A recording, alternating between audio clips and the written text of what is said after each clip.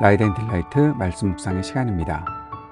거룩하신 아버지 하나님, 오늘도 주님의 은혜와 사랑을 의지하고 이 하루를 살아갈 수 있도록 도우시니 감사와 찬양을 드립니다. 오늘도 우리를 성령으로 충만케 하시기를 간구합니다.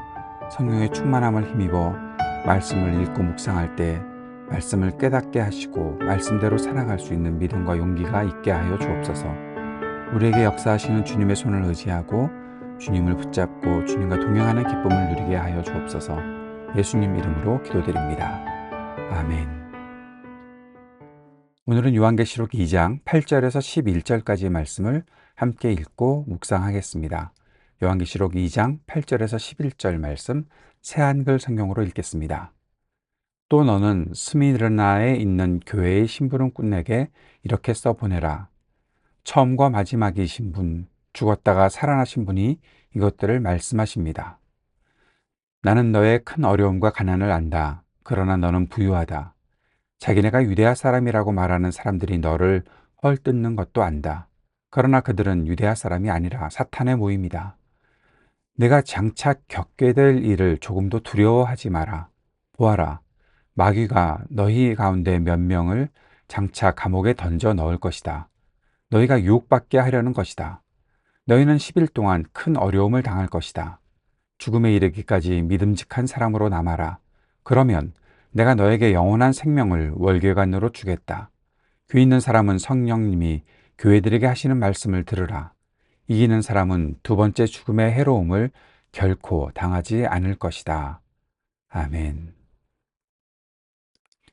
오늘 우리가 읽은 본문은 7교회 중에 두 번째 있는 스미르나 교회를 향한 편지입니다.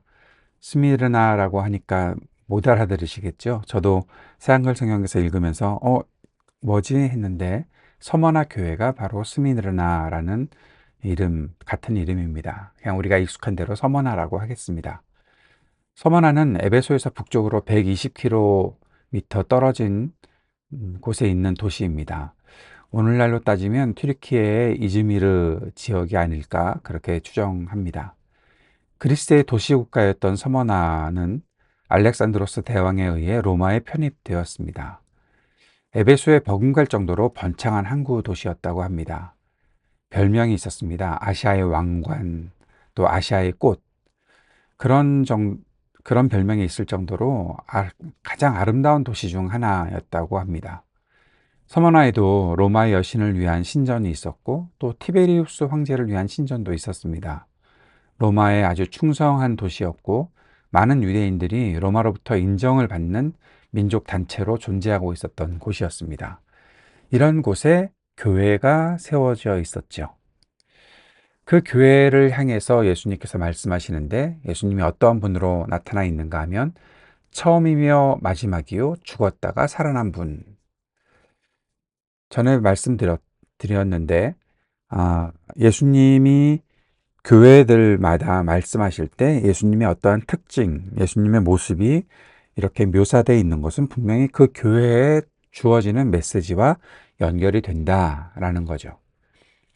교회가 왜 이러한 예수님을 보아야 할까? 바로 서머나 교회는 세상과 역사의 처음과 끝을 주관하시는 분이라는 것을 알고 있어야 하고 기억할 수 있어야 합니다. 다시 말해서 예수님의 주권을 기억해야 한다는 거죠. 현실에서 고난을 겪고 있습니다. 그러나 끝까지 돌파해내야 하는 이유가 여기에 있는 거죠. 예수님은 십자가의 죽음을 겪으셨지만 부활하신 분이시라는 것입니다. 그 주님을 생각하는 것이 서머나 교회의 성도들에게 힘과 격려가 되고 위로와 도전이 되기 때문에 예수님은 그 모습을 보여주셨던 것입니다. 서머나 교회에 대해서 예수님이 알고 계신 것이 있죠. 예수님은 교회를 지켜보고 계셨고 돌보고 계셨기에 그 교회의 모든 것들을 알고 계셨습니다. 그 교회를 향해 하시는 말씀이 있습니다. 서머나 교회가 당한 환난과 궁핍을 아셨다라는 겁니다. 그 교회는 어려움에 처해 있었습니다. 환난을 당하고 있었습니다. 그리고 그 환난 때문에 궁핍했었습니다. 그러나 주님은 이렇게 말씀하십니다. 너희가 부유한 것을 안다. 비꼬는 말씀이 아닙니다. 그들이 지금 당하고 있는 여러 환난이 있으니 그러나 정말 그들은 부유한 사람들이다. 다시 말하면 너희들은 겉으로는 가난하지만 정말 아픔이 있지만 너희 속은 꽉 차 있다. 너희 내면은 정말 부유한 사람들이다. 너희가 영적으로 부유한 사람들이다. 라고 말씀하신 것입니다. 그들이 당한 환난이 어떤 것인가 하면 그들을 비방하는 무리들이 있었는데 유대인들이 그들을 비방하고 있었습니다. 그러나 예수님은 그들을 사탄의 무리다 라고 말을 합니다. 유대인들이 아까 그 배경에서 말씀드렸던 것처럼 로마의 지배하에 있을 때 그 지역에 살고 있는 유대인들이 로마의 인정을 받으려고 굉장히 노력하는 어떠한 존재, 그 민족 단체인데도 불구하고 그렇게 인정받고 있었다라는 거죠. 그러면서 그리스도인들, 믿음을 지키는 사람들을 로마에 고발하면서 자기들이 인정을 받으려고 했던 겁니다. 저 사람들은 반정부주의자들이다. 로마 황제의 지배하에 있으면서 예수를 그리스도라고, 예수를 주라고 칭하며 사는 사람들이다라고 고발하면서 어려움을 교회에 주었다는 거죠. 로마 황제의 숭배에 압박을 받고 있었던 상황에서 그렇게 유대인들이라고 하는 사람들조차 이렇게 그들을 괴롭히고 있으니 그들은 경제적으로나 모든 면에서 손해를 보고 궁핍해지고 있었던 거죠.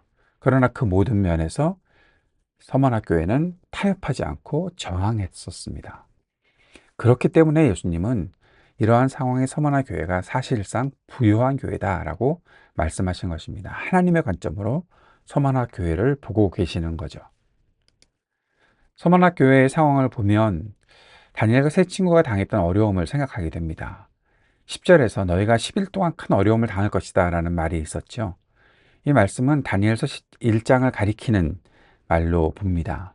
다니엘과 세 친구가 열흘 동안 시험을 받고 왕의 음식을 먹지 않았죠. 우리가 더 나아지는지 아니면 더 피폐해지는지 보라. 다시 말해서 서머나교회가 이러한 로마의 황제의 압제에 있으면서 타협하지 않고 있는 것을, 그 시간들을 열흘이라고 말하는 것이 아니라 그러한 시간들을 다니엘과 세 친구가 바빌로니아 왕에게 굴복하지 않고 그 문화를 따르지 않고 있었던 것을 비교하면서 말하는 거죠. 다니엘과 세 친구는 어땠습니까? 그들의 얼굴이 빛이 더 건강하고 빛나게 되었죠. 서문학교회는 로마 황제의 억압을 당하며 고난 가운데 있었지만 더 빛나고 강해졌다라는 의미에서 너희가 10일 동안 큰 어려움을 당할 것이다 라는 이야기를 하고 있는 겁니다. 주님은 그들이 그리스도의 복음을 따르면서 영광스러운 결과를 보게 될 것이라고 말씀하시는 것입니다. 믿음을 지키는 것은 현실의 어려움에 맞서서 끝까지 저항하며 믿음의 길을 가는 것입니다. 주님은 그렇게 살아가는 우리에게 영광스러운 결과를 약속하십니다. 주님은 서문학교회를 향해 죽도록 충성하라 라고 권면하십니다. 지금까지 잘해왔는데 그 잘하고 있는 사람들에게 더 큰 격려를 하시는 주님을 볼 수 있습니다. 이 말은 죽음에 이르기까지 믿음직한 사람으로 남아라 말씀하신 것입니다. 그리고 약속하시죠. 두 번째 죽음에 이르지 않을 것이다. 다시 말하면 이 두 번째 죽음은 영원한 삶에서 완전히 벗어나는 그런 일들을 말하고 있는 건데 그런 일들은 없을 것이다. 약속하신 것입니다.